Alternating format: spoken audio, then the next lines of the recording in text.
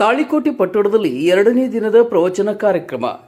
ತಾಳಿಕೋಟೆ ಪಟ್ಟಣದಲ್ಲಿ ಜಮಾತೆ ಇಸ್ಲಾಮಿ ಹಿಂದ್ ಸಂಘಟನೆಯವರು ಫೆಬ್ರವರಿ 21ರಿಂದ 23ರವರೆಗೆ ಹಮ್ಮಿಕೊಂಡ ಕನ್ನಡದಲ್ಲಿ ಕುರಾನ್ ಪ್ರವಚನ ಕಾರ್ಯಕ್ರಮದ 2ನೇ ದಿನದ ಪ್ರವಚನದಲ್ಲಿ ಪ್ರವಚನಕಾರ ಮೊಹಮ್ಮದ್ ಕುನ್ನಿ ಅವರು ಸುಭದ್ರ ಕುಟುಂಬ ಸದೃಢ ಸಮಾಜದ ವಿಷಯದ ಮೇಲೆ ಮಾತನಾಡಿ, ಇಂದು ನಮ್ಮ ಕುಟುಂಬಗಳು ಸಂಬಂಧಗಳು ಶಿಥಿಲಗೊಳ್ಳುತ್ತಿವೆ.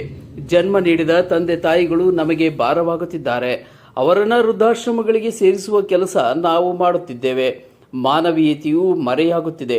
ಕುಟುಂಬ ಸಂಬಂಧಗಳು ಶಿಥಿಲಗೊಳ್ಳದಂತೆ ನೋಡಿಕೊಳ್ಳುವುದು ನಮ್ಮೆಲ್ಲರ ಜವಾಬ್ದಾರಿಯಾಗಿದೆ. ಏಕೆಂದರೆ ಸುಭದ್ರ ಕುಟುಂಬಗಳಿಂದಲೇ ಒಂದು ಸದೃಢ ಸಮಾಜದ ನಿರ್ಮಾಣ ಸಾಧ್ಯ ಎಂದು ಹೇಳಿದರು.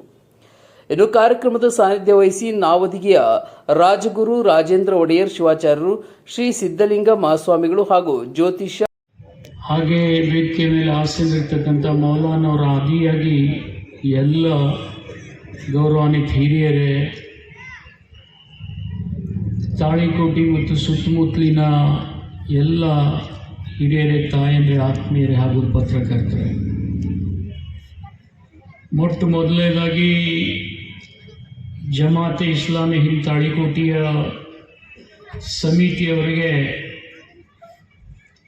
ಈ ವೇದಿಕೆ ಮುಖಾಂತರ ನಾನು ಕೃತಜ್ಞತೆಯನ್ನು ಹೇಳಲಿಕ್ಕೆ ಇಚ್ಛೆ ಪಡ್ತಾ ಇದ್ದೀನಿ. ಕಾರಣ, ದೇಶ ಒಂದು ದೊಡ್ಡ ಸಂಸ್ಕಾರ ಹೊಂದಿರತಕ್ಕಂಥ ದೇಶ. ಸಾಧಾರಣ ಸಾವಿರಾರು ವರ್ಷಗಳ ಇತಿಹಾಸದಲ್ಲಿ ಈ ಭೂಮಿ ಮೇಲೆ ದಾನ, ಧರ್ಮ, ಪರೋಪಕಾರ ಅಂತಕ್ಕಂಥ ಅನೇಕ ವಿಚಾರಗಳು ಅನೇಕ ಕಾಲದಲ್ಲಿ ಅನೇಕ ರೂಪದಲ್ಲಿ ನಾವು ಕಂಡಿದ್ದೀವಿ. ಶರಣರ ಬರವೆಂಗೆ ಪ್ರಾಣ ಜೀವಾಳವಯ್ಯ ಅಂತ ಬಸವಣ್ಣನವರು ಹೇಳಿದ ಹಾಗೆಯೇ ಎಲ್ಲ ತಾವು ನಡ್ಕೊಳಕತ್ತಿರಲ್ಲ. ಅಚಕಂಠವಾಗಿ ಅದ್ಭುತವಾಗಿ ನಮ್ಮ ಮೊಹಮ್ಮದ್ ಅವರು ಬಂದಿದ್ದಾರೆ. ಅವರ ಮಾತುಗಳನ್ನು ತಾವೆಲ್ಲ ಕೇಳ್ರಿ. ನಿನ್ನೆ ಹೇಳಕತ್ತಿದ್ರು, ಭಾಳ ಅದ್ಭುತವಾಗಿ ಅವರು ಪ್ರವಚನವನ್ನು ಮಾಡ್ತಾರೆ. ಅವ್ರ ಮಾತನ್ನು ತಾವೆಲ್ಲ ಕೇಳ್ಕೊರಿ. ಭಾಳ ಶಿಸ್ತು. ನನಗೆ ಈ ಡಿಸಿಪ್ಲಿನ್ ಭಾಳ ಇಷ್ಟ ಆಯಿತು. ಭಾಳ ಕಡಿಮೆ ನಾವು ಈ ಡಿಸಿಪ್ಲಿನ್ ನೋಡೋದು. ಭಾಳ ಶಿಸ್ತಿನ ವ್ಯವಸ್ಥೆಯನ್ನು ತಾವು ಮಾಡಿರಿ. ಈ ಶಿಸ್ತು ಹೀಗೆ ಮುಂದುವರಿಲಿ. 2 ಕಣ್ಣು ಕೊಟ್ಟಾನ, ಚಲೋ ನೋಡ್ರಿ. ಬಾಯಿ ಕೊಟ್ಟಾನ, ಚಲೋ ಮಾತನಾಡ್ರಿ. ಕಿವಿ ಕೊಟ್ಟಾನ ಅಂತಂದ ಮ್ಯಾಗ ಎಷ್ಟು ಸಾಧ್ಯ ಐತೆ ಅಷ್ಟು ಚಲೋ ಕೇಳಿಸ್ಕೊಳ್ಳೋನು. ಒಂದು ದಿನ ಪಕ್ಕ ಸಾಯ್ತೀವಿ. ಯಾರೂ ಪರ್ಮನೆಂಟಾಗಿ ಇರುವುದಿಲ್ಲಲ್ಲ. ಒಬ್ಬ ಸ್ಮಶಾನಕ್ಕೆ ಕಿವಿ ಕೊಟ್ಟಿದ್ನಂತ. ನಾವೆಲ್ಲ ಹೋಗಿ ಟಿವಿ ಕಿವಿ ಕೊಡ್ತೀವಿ, ನಾವೆಲ್ಲ ಹೋಗಿ ಸಿನಿಮಾಕ್ಕೆ ಕಿವಿ ಕೊಡ್ತೀವಿ. ಒಬ್ಬ ಭೂಪ್ ಹೋಗಿ ಸ್ಮಶಾನಕ್ಕೆ ಕಿವಿ ಕೊಟ್ಟಿದ್ದ. ಏನು ನೀವು ಅಂತಿರಲ್ಲ? ಇಲ್ಲ, ನಾನು ಮದುವೆ ಆಗುವುದೇ ಇಲ್ಲ. ಎಷ್ಟು ಹೇಗೆ ಕನ್ವಿನ್ಸ್ ಮಾಡಿದ್ರು ಅವಳು ಮದುವೆಗೆ ಹೋಗ್ತಾನೆ ಇಲ್ಲ.